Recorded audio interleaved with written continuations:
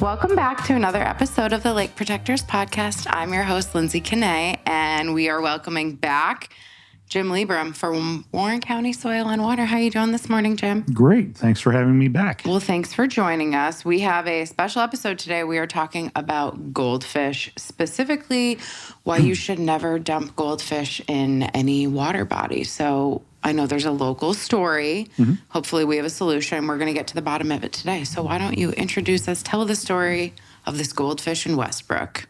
Yes, I think it was the beginning of last year, around April sometime. So April of 2023. Okay. Or May. I received a call from May Ray Perry. And as you know, the mayor walks down everywhere. And he contacted the Lake George Park Commission, and they told him to contact me. And Ray had said that he thought he saw a goldfish in one of the ponds. And you're very familiar with how the stormwater system is and how West Brook Conservation Initiative works. Yes. It's a series of stormwater ponds designed for water quality improvement. Well, the only way the goldfish would have gotten there in such quantity was if someone took an aquarium and dumped the goldfish, unwanted goldfish, into this pond. And why were they unwanted? Who knows? Maybe there are too many, they're getting too big, people had to leave. You know, people do all sorts of strange things like that. How many goldfish were spotted initially? Initially, we spotted about a dozen. Okay. Okay. And they were easy to spot. You know, they were 7 to 9 inches, I would say. So they were easy to spot. And they kind of swim in a pod. Yeah. You know, so after confirming they were there, I asked a couple of my staff to go down, and we contacted the New York State Department of Environmental Conservation, knowing that goldfish are something of concern. Yeah. So they convened there and basically came up with a game plan to try to remove these goldfish. So the first effort, which was just netting, didn't work. The pond was too deep. There's too many hiding places.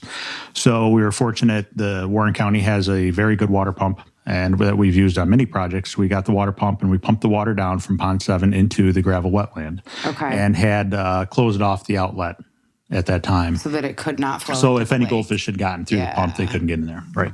So we drew the pond down probably about 3 or 4 feet. Okay. The pond at its deepest is, I'm believing, around 6 feet. Okay. So we couldn't get it all, and there's a lot of groundwater there. So the water was holding steady. Right. So the DEC went in with electric backpack shockers, and were shocking what they could. Bob Bombard and Jake Dunkley from my office were there, and Randy Rath, when he worked at the LGA here, was down there as well. And they were helped to net the critters on the goldfish. And that brought a lot of attention to what was going on, I'll say. Did you see more in the pond than a dozen after it had been drained down? Like, could you see more moving around? Well, you could see a lot of movement, you know, but you also had frogs in there and things like that. But ultimately, the day I went down there, you know, if this was 20 years ago, I would have been down there doing it. But at this point in my career, I can't just do that. So I was a little jealous of not being able to do that, because I did electroshocking studies when I was in college. What does that entail? They have this backpack on. Do they just, I mean, they can't step in the water, but no, they are in the water. So they have, as long as they have waders on. Okay. And rubber gloves on. Okay, that's protection. And you have a backpack. Have you ever seen Ghostbusters? Of course. Okay. It's almost a lot like Ghostbusters with the backpacks, and they say don't cross the streams. I can understand why you would really want to do that. Well, they have 2 wands, and they're plugged into a backpack. And it could be a 3-person team where one person is carrying the backpack, and one person has a positive and negative, essentially, 2 different poles. And there's a current that's sent between it. And then when a fish gets shocked, they turn over, they float, and they get netted by another individual. They can be done individually, in teams. It all depends on how many hands you have on deck, as it were. So when I went down there and looked, I believe there was over 20 goldfish that had already been removed. And again, they were healthy goldfish. Yeah. They were good-looking goldfish. And they were probably 7 to 9 inches. Yeah. And there were still more. You could stand up and look down in the water and see movement in the water, knowing that there were goldfish. But due to the water depth and due to the amount of aquatic plants, you weren't able to remove I don't know how many. It was just physically impossible. All of them. Yep, all of them. So there were a couple choices that were discussed. The DEC would have considered us going through a permit process to apply rotenone, which is a naturally derived pesticide, basically, and it would have been put in, and they use it for reclaiming ponds so that it kills off the invasive fish, and then you can repopulate it. But we didn't want to do it. One, we didn't feel it rose to that level. Two, I didn't want to do it right there.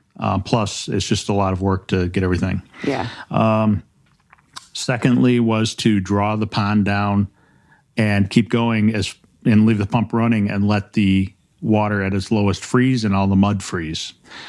We didn't want to do that because there's a lot of turtles down there, and the turtles will be burrowed into there. And so we felt that was not the best way of going about it.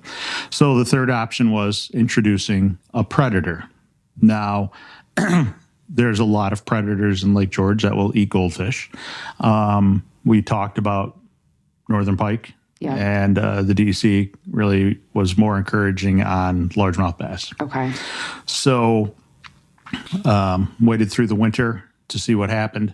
And in the spring, I believe I got a call from Dr. Jeremy Farrell, and he asked about the goldfish, and he said he had seen some, and he saw fry. So they had bred, they may have been breeding for a year or two. We don't know how long they were actually in there.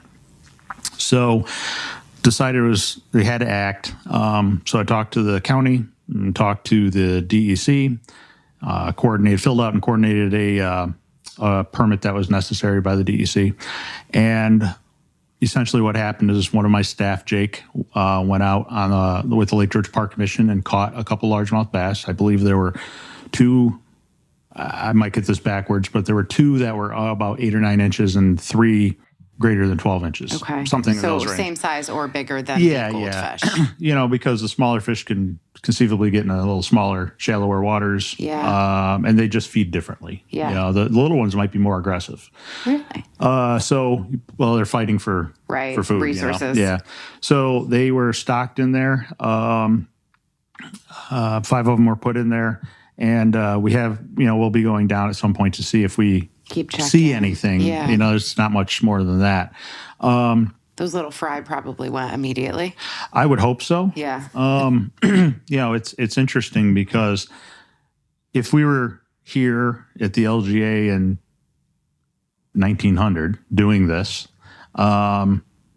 we'd be saying the same thing about bass getting in because, bass are not native to Lake George, but they've been naturalized. Yeah. So you're not going to eradicate them out of the landscape, especially Lake George. They are here now. So, that's one of the reasons why we use those. And, it's received a lot of press, which I find interesting. Don Lehman, who's the person who does a lot of the press, all the press releases for the county newspapers. I like working with Don. He went out and wanted to do an article on it. I read his story. Yeah. So, and then actually today I have to call the Times Union. They want to do an article on it. I think that's a good thing, though, to bring awareness to. It is, but it's surprising. It's surprising. It's a small project. Somewhat small. Yeah. We have so many other things just regionally going on project-wise, but they're honing in on this. I think it's something because, the average person who goes to a county fair can come home with a goldfish. And that's a common denominator. And I think those fair fish are hardy. You go to the store and buy one, that thing's done. You've got a week. You've got a week. But if you go to the fair, those things have been bred. They are hardy. And I had a friend who had a goldfish for, I want to say 6 years, and they grow to the size of their tank. So she just kept getting a bigger and bigger tank. By the end, it was 6-7 inches long. And she, in her moving process, was thinking, what am I supposed, again, I think that's probably what led to this is the question people have, whatever the circumstances in their life is, what am I going to do with this fish or all these fish? And unfortunately, they make the bad mistake they make the decision to dump them somewhere. She didn't, fish died within like 2 weeks. Yeah.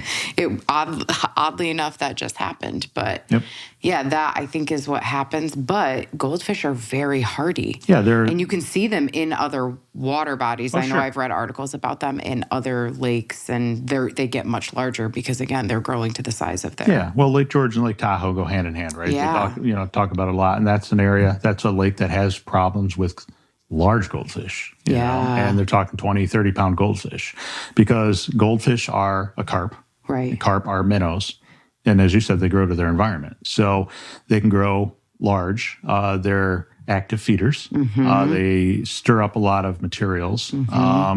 So, even if they don't stir up material, let's say, they're still an actively breeding, prolific producing fish that are taking up food from other species that, let's say, are less impactful for the environment. Yeah. And then once the fish eat, they poop. And if you have more fish in the process, it's the processing. You have 10 processing, and then the next year you have 100. There's a lot more nitrogen in the water. There's a lot more usable phosphorus and such like that. So that's part of the reason why we want to get rid of them. Right. So how often will you be tracking the West Brook Pond? I go down. I generally down there monthly anyway, inspecting things. I'll go back down. April is when the bass were put in? No, they were just put in June. Oh, okay. So fairly just recently. Okay. Yep. So we don't know if the bass will survive through the winter because of dissolved oxygen, may or may not. I'm also not convinced because if I was a 12-year-old kid here on vacation, I would pedal my bike down once I saw some fish and go fish for those fish, But we have an open permit from the DUC. We kind of anticipated maybe having to restock. Is the intention to drain the pond again to see if there's any more in there? I mean, could one survive? Yes. For almost anything out there, I don't believe that we can effectively say eradication. It's gone, yeah. Right. I think we can say intensely manage. Yes, there's always something. And here's the thing. You can eradicate them, and then somebody comes in the next day and puts more in. Right. That's always the thing with invasives, right? That's what we're always talking about. That's the education. That's why we're here today. So we'll see. Part of the thing is it does take time and coordination to do that. People think, you just go put a pump in. No, this pump is, we tow it with one of our trucks. Right. It's large. We have to hook up the discharge hoses. We have to stay there. So if we're doing it, it's a day, it's going to be a day's worth of time. Yeah. So it's not, it's the use of time. And that's what people don't always appreciate. They can look and say, the joke when I was growing up is, the government bought a $250 hammer or a $300 toilet seat. And I remember those things from like 60 Minutes. Okay. Well, it was the cost of, why does the government, spend so much money on things like that? Right. A lot of times you don't think about the time used. Yeah. And we can't get that time back, so if we're spending our day. And the continuous time to keep checking on it. If it doesn't work with the bass or if they die off or people catch them, what's the next course of action, I guess? I would say if there was 3 other courses of action that I see at this time. Drain it all down, and you have to do it in the summer. Yeah. Okay. Use rotenone. Or do nothing. Or do nothing and just let them. Yep. Now, from Pond 7, how easily could a goldfish potentially make its way to the lake? It's not an open channel. It goes through an outlet, a concrete catch basin, some pipes underwater or underground, and then discharges to West Brook. Yeah. It's not impossible. A very determined goldfish could potentially. Well, during a storm event, if there's high water, they just got just right. They could get flushed out. Which we've had more and more. Kind of ride the wave, as it were. I was thinking earlier. I'm like, this is the case where it would be interesting. It would have been interesting to have eDNA done on fish. Yeah. To see if there was any goldfish or carp DNA in Lake George 5 years ago, let's say, or a year ago, or 2 years ago. Now it doesn't matter because it's going to show up, right? It should show up theoretically because it's connected to West Brook going into the lake. Right. So we'll see. We're just going to have to, unfortunately, play it by ear and see. Spend more time. And crossing fingers that I'd rather just try to deal with in some lower methods here because, one, this isn't a pristine pond. Right. It's meant to filter. It's meant to filter. It's a stormwater wetland. It's a wonderful, glorified ditch. Yeah. But that doesn't mean that it can't be a source of issues, and that's why we're looking to address it. I'm sure Jake would love to go catch more bass if need be. Right up his alley. I'm sure it was a great day, but hopefully it's not needed. But all of this, that is to say, the moral of this is don't dump your goldfish or any aquarium species in water bodies, anything. Contact someone. Call us here at the LGA. We'll feed it to our bullhead or somewhere. I mean, I know some of the local nurseries sometimes will take goldfish back. I don't think it's super common, but... No, and one thing is, I mean, I can understand why somebody wouldn't take goldfish back because of the potential for disease. Yeah, yeah. So the question was asked, what do you do with them? I referred a person from the Post-Star who did an article to the DEC, and they had some guidance. Honestly, there is no good resolution to it. No. Find someone else but again, to take it's anything that we do, whether you're talking about plants, whether you're talking about mammals. My dad used to help out down at the Broome County Sportsman's Fishing Derby years ago, which is along the Shenango River in Port Dickinson, just north of Binghamton. Okay. And he would help, and he looked down one day and he saw these little holes in the ground, kind of like mole holes, and he was looking at them, and out pops a couple hamsters. Someone had released hamsters into the Otsiningo Park. How did they survive? Well, it was probably dumped in the spring, and it was warm. They're I believe, a desert critter or a dry. I bet you they were completely dusty. They probably didn't survive more than into the fall. Something. But there's that, and I think if you talk to most people, especially in the arena that we're in, and I said this before, I hunt, so I have a level of that. But at the same time, I don't like to see animals struggle when they're taken and dropped somewhere needlessly because we don't care. A gentleman I know rescued a puppy probably about 12 years ago. He and his girlfriend were up in Pack Forest just driving around. They stopped, they went for a hike, came back. This puppy started running after him. Somebody dumped a puppy up there, and they had the puppy for years. Puppy distribution system. We're also very familiar with the kitten distribution system here. It happened to me last summer. Very good. I got a kitty that came over from the east side of Lake George, found in a driveway by a relative of mine. So yeah, it's unfortunate that people do that. Very unfortunate. People don't take accountability for it and realize it, and it's the same thing with your goldfish or any aquatic. I mean, what is it? It's not. Painted turtles are native. Eastern red-eared slider is the invasive turtle. I worked at a wildlife somewhat sanctuary rehab center, and they had dozens of red-eared sliders, all because people were going to release them and calling saying, where can I go release this? And they said, don't bring it here.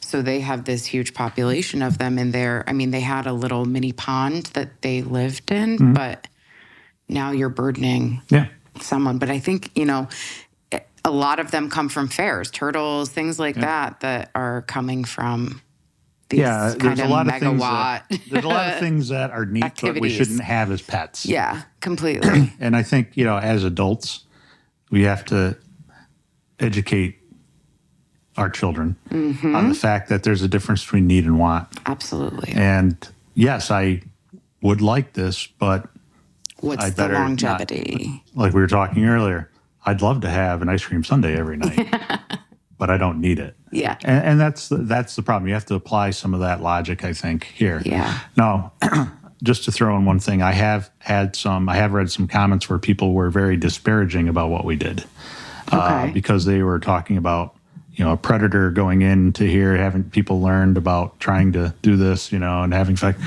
Well, again, this predator is from 150 yards away. It's part of the same water system. Right. And the idea behind this was to prevent the problem before it started. And a couple of the other ones were, how come you couldn't net them? and I kind of went through that. But, there's always going to be some counterpoint to that. Yeah. But we feel that we went through kind of a logical progression and worked with the appropriate groups. Again, the LGA was involved, DEC was involved, our office was involved, the county was involved. And this is kind of the minimalist first approach. Right. As far as the overall cost, is there any estimate between the time, resources, whatnot, having to have people come electroshock the pond? Yeah, we don't have we don't have an idea from the DEC. Yeah. But they were down 2 days. Yeah. We spent 2-3 days. If you throw everything together, I'm going to guess it was around, with time, probably around $4,000. Okay. And that's just at the start, not counting the continuous. Yeah, and that's not from here on out. That was kind of the initial, the setup, the startup, which which to some people may seem like a lot, but it's not really. But at the same time, from our office, if we spent $2,000 worth of time, that's $2,000 worth of time that we couldn't work on other things in the Upper Hudson River watershed. We couldn't go out hydroseeding, doing stabilization work. Right. So, it's not just looking at it from a dollar perspective. It's looking at it from the time perspective of not being able to get another positive project or a more beneficial project completed. Yes, so didn't get completed or not completed, but we're happy to work on this, but at the same time, at what cost is it? It's not just the cost of for that project. It's the cost of another project. So thank goodness that Mayor Perry saw it when he did. I'm curious when the actual dumping. I guess there's no way to know. No, there isn't. And I think we mentioned maybe the last time I was here, Jeremy Farrell had discovered the Asian clams, and that was believed to be an aquarium dump. So this happens a lot more, and it's not just people who have aquariums. It's and I'm guilty of it growing up. You don't know any better. Right. You have a minnow bucket. Right. And you're done ice fishing, so you dump the minnows. Yep. It's not allowed. That's not allowed. But that's where we create our own problems, and that's where you have to take a look and understand what you're doing and understand the responsibility and role that you play. Yeah. And can play. So be conscientious of that. Yeah. Conscientious person. It's okay to recreate and participate in these things and have pets, but you should have a game plan if circumstances change too. I've had a New York State DEC lifetime hunting and fishing license since 1994. I do a lot of hunting and fishing, and I'm always kind of thinking about, okay, what should I do this? Should I not do that?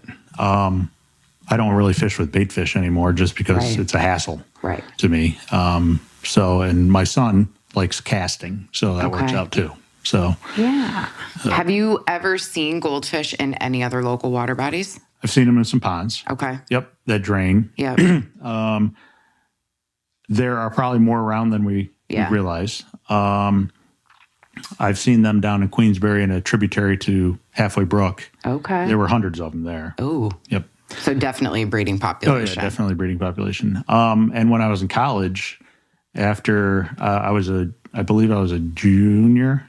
So I was staying there because I was working for the Fish and Wildlife Service when I was there. A couple of the ponds they have up on the Arboretum had probably about 4 or 5 goldfish that were more than a foot long. And again, they would a college senior graduating and dumped them in the pond. And the maintenance guys had to go around with these long-handled nets like pool scoopers. Yeah. And after about a week, I didn't see them anymore. I vaguely remember I went to Plattsburgh for grad school, and there's a big pond there outside of the science building in this courtyard, and people would dump goldfish in. And I don't know that it was we're graduating and we're dumping, or we're just like, hey, let's go dump goldfish in the pond. But you shouldn't do it no matter what, but it's basically a fountain. Like it's not going anywhere, but still. And again, what we're talking about, fishing. In this case, fish in places they shouldn't be. Because in other parts of the world, they're prized for eating. Because, the pelagic people eat carp. We love brook trout, right? Yeah. Out west, they displace cutthroat trout. So they're considered in some lakes and water systems out there invasive. Yeah.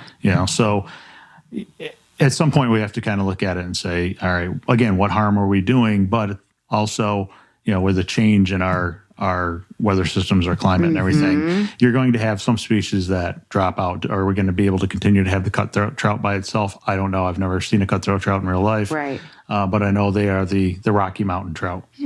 But brook trout fill that niche. They're more aggressive.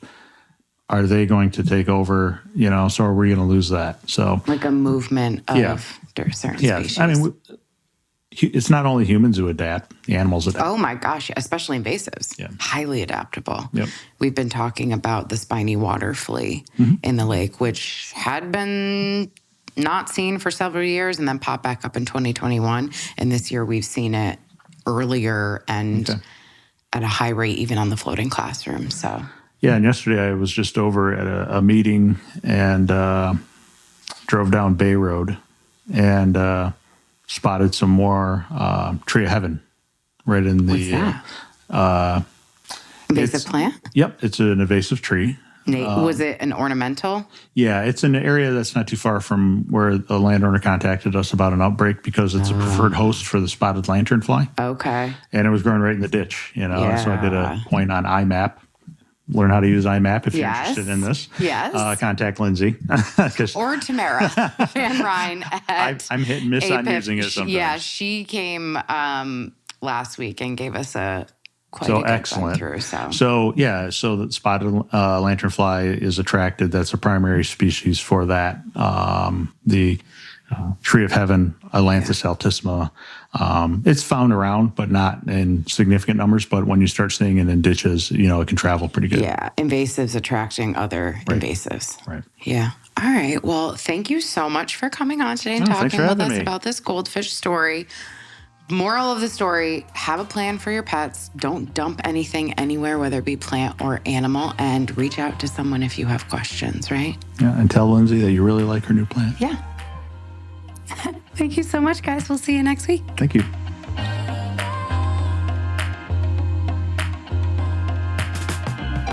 The Lake Protectors Podcast is a production of the Lake George Association. To check out the work that the LGA is doing, follow us on Instagram and Facebook at Lake George Association. You can also visit our website at lakegeorgeassociation.org. This episode was produced by Jacqueline Mignot. If you'd like to hear more, follow us on Spotify, Apple, or wherever you get your podcasts.